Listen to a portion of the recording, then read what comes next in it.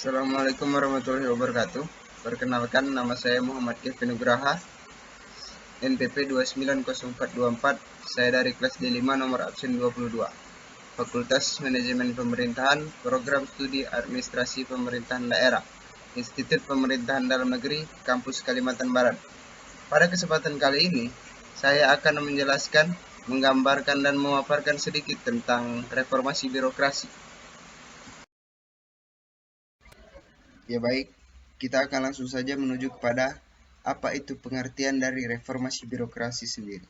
Reformasi birokrasi merupakan salah satu upaya pemerintah untuk mencapai tujuannya, yaitu good governance, dan melakukan pembaruan dan perubahan mendasar terhadap sistem penyelenggaraan pemerintahan, terutama menyangkut aspek-aspek kelembagaan, ketatalaksanaan, dan sumber daya manusia aparatur. Melalui reformasi birokrasi, dilakukan penataan terhadap penyelenggaraan pemerintahan yang efektif dan efisien. Reformasi birokrasi sendiri menjadi tulang punggung dalam perubahan kehidupan berbangsa dan bernegara. Secara singkat, reformasi birokrasi dapat kita artikan sebagai upaya pemerintah untuk melakukan pembaharuan dan perubahan mendasar terhadap sistem penyelenggaraan pemerintahan dalam rangka mewujudkan tata kelola pemerintah yang baik atau good governance. Selanjutnya tentang urgensi dari reformasi birokrasi sendiri. Urgensi reformasi birokrasi sesuai dengan apa yang dicantumkan dalam GDRB 2010 sampai 2025. GDRB sendiri merupakan panjangan dari Grand Design Reformasi Birokrasi, yang berarti mewujudkan tata kelola pemerintahan yang baik atau good governance dengan birokrasi pemerintah yang profesional, berintegritas tinggi, dan menjadi pelayan masyarakat, serta dengan menjadi abdi negara. Birokrasi seperti ini diharapkan akan memberikan kontribusi nyata pada capaian kinerja pemerintah dan pembangunan nasional serta daerah. Tujuan dari reformasi birokrasi sendiri adalah terwujudnya tata kelola pemerintahan yang baik dengan aparatur yang berintegritas tinggi, produktif, dan melayani secara prima dalam rangka untuk mencapai kepercayaan dari publik. Baik, selanjutnya kita akan menuju kepada bagian peluang berjalannya reformasi birokrasi itu sendiri.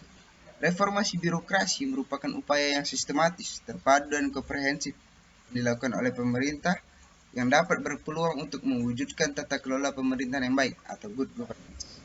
Meliputi aspek-aspek kelembagaan, ketatalaksanaan, sumber daya manusia aparatur, akuntabilitas, pengawasan, dan pelayanan publik. Dengan adanya pembaharuan dalam ketatalaksanaan sumber daya manusia aparatur dan kelembagaan ini akan diperoleh beberapa manfaat, yaitu yang pertama, jaminan kepada masyarakat bahwa mereka akan mendapatkan pelayanan dengan mutu yang dapat dipertanggungjawabkan. Kedua, perbaikan kinerja pelayanan publik, dan terakhir adalah peningkatan mutu layanan. Selanjutnya ada pada bagian tantangan dari reformasi birokrasi. Dalam setiap area reformasi birokrasi dan program percepatan yang dicanangkan, masih banyak masalah yang persisten dan selalu ada. Meskipun diniatkan untuk menyentuh seluruh aspek, reformasi birokrasi sendiri masih lebih banyak menyentuh perangkat-perangkat keras berupa penataan standar, prosedur, dan tata laksana. Akibatnya, implementasi dan pemenuhan reformasi birokrasi pun lebih banyak berkutat dengan melengkapi berbagai dokumen yang disyaratkan saja. Sedangkan dalam penerapan dalam mengikuti perkembangan era globalisasi malah tidak tercapai. Tantangan lain yang dihadapi reformasi birokrasi adalah masih kuatnya cengkeraman politik terhadap birokrasi. Politisasi birokrasi banyak terjadi, terlebih lagi menjelang pemilihan kepala daerah, sehingga menyebabkan aparatur terjebak dalam dilema dukung-mendukung. Praktik seperti ini tentu saja mencederai semangat untuk menegakkan integritas dan netralisasi yang ingin dicapai tentunya. Komitmen yang rendah terhadap reformasi dari para politisi yang ada di eksekutif dan legislatif juga masih menjadi masalah. Ya, pada akhirnya kita dapat menarik kesimpulan dari beberapa pemaparan saya sebelumnya. Menurut saya, pelaksanaan reformasi birokrasi ialah suatu upaya untuk mengejar visi reformasi birokrasi, yaitu terwujudnya pemerintah kelas dunia. Dalam rangka menjalankan program reformasi birokrasi pada kedua fase yang sudah berjalan.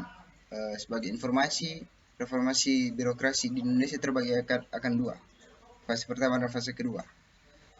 Dalam perjalanan fase tersebut ditetapkan 8 area perubahan, yaitu yang pertama mentalitas aparatur sipil negara atau ASN, kedua pengawasan, ketiga akuntabilitas, kelembagaan, tata laksana, peraturan perundang-undangan, dan pelayanan publik.